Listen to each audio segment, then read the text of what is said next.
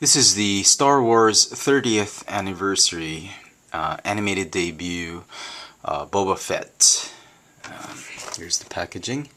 This was part of the 30 years Star Wars that figures that came with coins that you could collect the coins and put them in an album or a coin scrapbook or whatnot.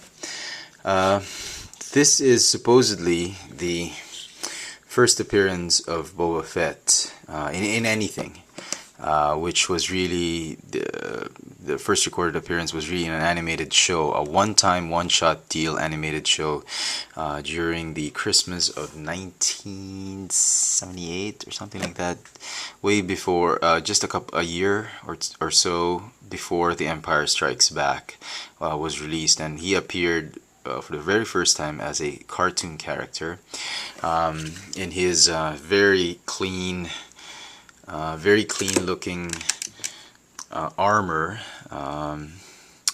but still with the Mandalorian helmet, and instead of having a blaster, he was holding a sort of a lance or a spear or whatever. It looks like a farming implement.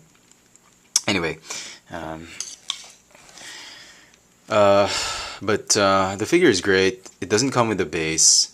It comes with all the accessories right here. He has a backpack, he has a cape that's non-removable, he has this, whatever this detail is, and they even gave him his trademark blaster. The original Boba Fett, when he appeared in the animated show, never had this blaster, but it's a nice touch that Hasbro decided to just go ahead and give it to him.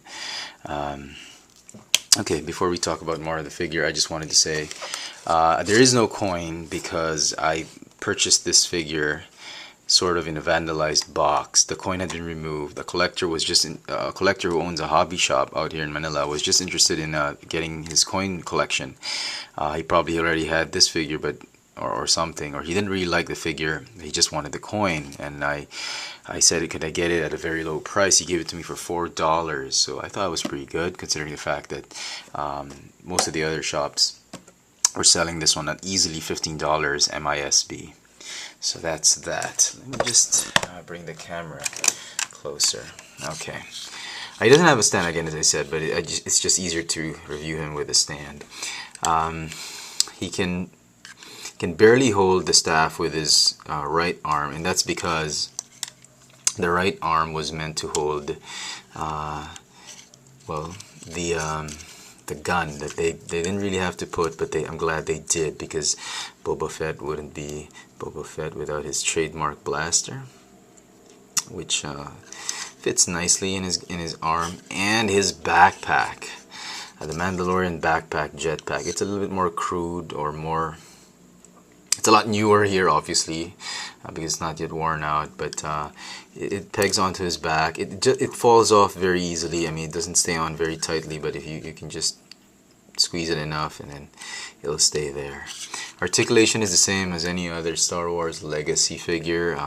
Ball hinge elbows, hinge elbows with a bicep swivel, ball hinge shoulder, a forearm swivel, waist articulation, ball jointed neck, hinge hips, ball hinge knees, and a ball hinge ankle. But very nice. I've been meaning to get this figure for the longest time, just been postponing it because everyone was selling it way above $12 until I found this one. I like it. It's a nice figure. I'm looking forward to getting the vintage Boba Fett. Never really liked the Legacy or the Saga Legends Boba Fett, and it was one of the more popular characters when Empire Strikes Back and Return of the Jedi came out in the late 70s, early 80s. So there. If you can still find this on retail, lucky you. I think you can. It's very difficult now. Most of this thing is usually sold now in hobby shops, comic stores, and maybe online at a very, very high price. And I'm just really glad I got it for such a low price. There you go, the Star Wars 35th anniversary animated debut Boba Fett. Thanks for watching.